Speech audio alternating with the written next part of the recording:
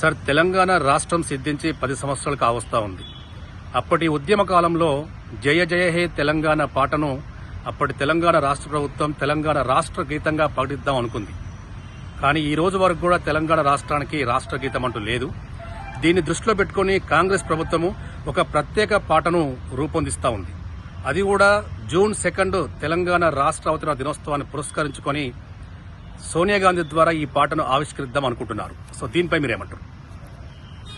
2014 June 2 నాడు తెలంగాణ రాష్ట్రము ఏర్పాటైంది. 2024 జూన్ 2 నాటికి తెలంగాణ రాష్ట్రము ఏర్పాటై ఒక దశాబ్దం పూర్తవుతున్నటువంటి నేపథ్యంలో తెలంగాణలో కొత్తగా అధికారం చేపట్టినటువంటి కాంగ్రెస్ ప్రభుత్వము తెలంగాణ రాష్ట్రానికి ఒక ప్రత్యేకమైన రాష్ట్ర గీతాన్ని ఎంపిక చేయాలని నిర్ణయించుకున్నటువంటి సందర్భంలో తెలంగాణ ఉద్యమానికి ఊపిరిలూదినటువంటి అందశ్రీ రాసినటువంటి జయ హే తెలంగాణ జననీ జయకేతనం ముక్కోటి గొంతుకుల ఒక్కటైన వేళ అనేటటువంటి గీతాన్ని రాష్ట్ర గీతంగా ప్రకటించాలనేటటువంటి నిర్ణయం తీసుకుంది.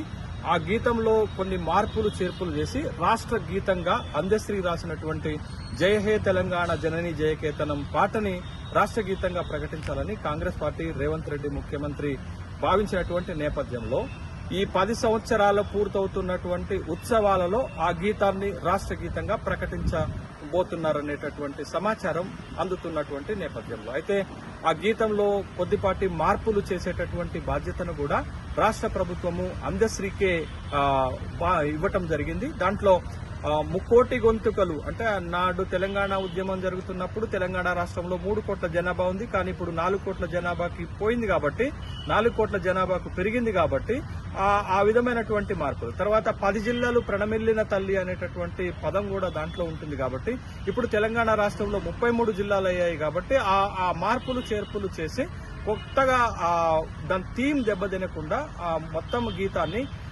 రాష్ట్ర గీతంగా ప్రకటించడానికి మార్పులు చేర్పులు చేసేటటువంటి బాధ్యతను కూడా అందశ్రీకి ఇవ్వడం జరిగింది. దానికి ట్యూన్ కట్టేటటువంటి బాధ్యతను ప్రముఖ సినీ సంగీత దర్శకుడు ఎన్ఎం కీరవాణికి అప్పచెప్పినటువంటి సందర్భం ఉంది. అయితే తెలంగాణ రాష్ట్రం ఏర్పాటైన తర్వాత తెలంగాణలో అధికారంలోకి వచ్చిన తర్వాత బీఆర్ఎస్ పార్టీ ఈ అందశ్రీ రాసినటువంటి జయ హే తెలంగాణ జననీ జయకేతం పాటని ప్రజల నుండి అందశ్రీ నుండి ఉద్యమకారుల నుంచి రిక్వెస్ట్ వచ్చినప్పటికి కూడా దాన్ని జాతీయ గీతంగా రాష్ట్ర గీతంగా ప్రకటించలేదనేటటువంటి విషయాన్ని గమనించాలి. కానీ తెలంగాణ ఉద్యమం జరుగుతున్నప్పుడు తెలంగాణ ఉద్యమంలో అత్యంత కీలకమైనటువంటి పాటగా గేయంగా నిలిచేది. అప్పుడు కూడా గత ప్రభుత్వ ముఖ్యంగా ఉద్యమంలో కీలకమైనటువంటి పాత్ర పోషించినటువంటి కె చంద్రశేఖరరావు గారు కూడా తెలంగాణ రాష్ట్రం వచ్చిన తర్వాత అందశ్రీ రాసినటువంటి ఈ పాటని రాష్ట్ర గీతంగా ప్రకటిస్తారనేటటువంటి హామీ ఇచ్చారు. కానీ తన 10 సంవత్సరాల కాలంలో రాష్ట్ర గీతంగా జయ హే తెలంగాణ జననీ జయకేతనాన్ని ప్రకటించినటువంటి సందర్భంలో కొత్తగా తెలంగాణలో అధికారంలో వచ్చినటువంటి కాంగ్రెస్ పార్టీ ఎన్నికల ప్రచార సందర్భంగా ఎన్నికలకు ముందు ముఖ్యమంత్రి రేవంత్ రెడ్డి గారు అందశ్రీతో మాట్లాడినటువంటి సందర్భం అందశ్రీకి ఒక హామీ ఇచ్చారు. కాంగ్రెస్ పార్టీ తెలంగాణలో అధికారంలోకి వస్తే అందశ్రీ రాసినటువంటి జయ హే తెలంగాణ జననీ జయకేతనం గేయాన్ని రాష్ట్ర గేయంగా మేము ప్రకటిస్తామనేటటువంటి ఒక ప్రకటన ఒక హామీని అయితే ఇవ్వటం జరిగింది.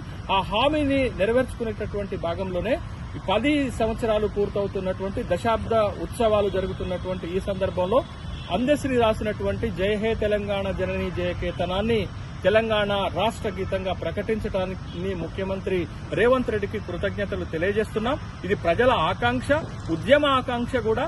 ఉద్యమ కాలంలో తెలంగాణ ఉద్యమానికి ఒక ఉర్రూతలూగించి ఊపిరిలూదినటువంటి ఈ గేయము తెలంగాణ రాష్ట్ర గేయంగా ప్రకటించడాన్ని స్వాగతిస్తున్నాం. ముఖ్యమంత్రి ఆ విధమైనటువంటి నిర్ణయం తీసుకున్నటువంటి ముఖ్యమంత్రి రేవంత్ రెడ్డి గారికి ఈ సందర్భంగా కృతజ్ఞతలు తెలియజేస్తున్నాం.